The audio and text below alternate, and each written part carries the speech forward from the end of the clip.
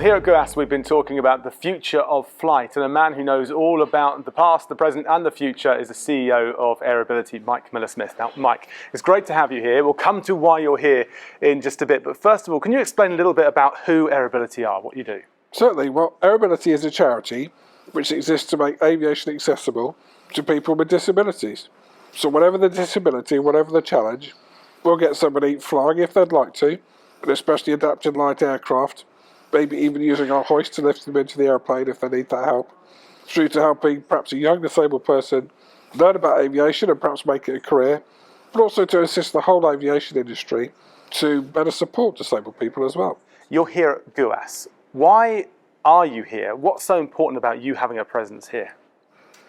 I think, I guess my own personal story is that whenever I travel with commercial aviation, it's always a challenge. You know, I'm a big guy in an electric wheelchair.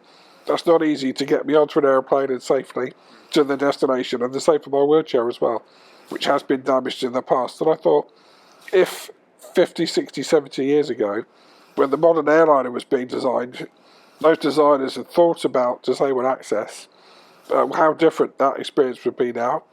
So I thought, actually, for the new part of aviation that we're talking about today, the advanced air mobility sector, if that industry thinks about disability now and embeds that knowledge into designs and the way that service is delivered in the future, it's baked into the DNA forever.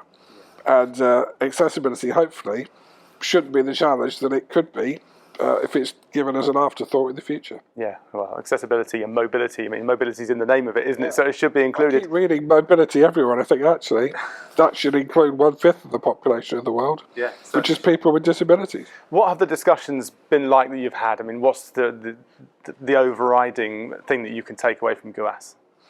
I'm really heartened to see the positive thinking towards enabling people with reduced mobility and hidden disabilities to utilise this new mode of transport.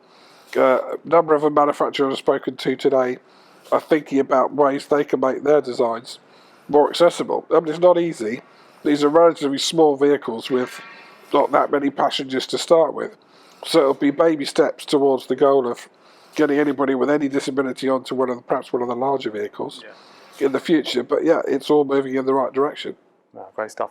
Fingers crossed, Mike. Thank you very much indeed. A real pleasure. Thanks, Brad.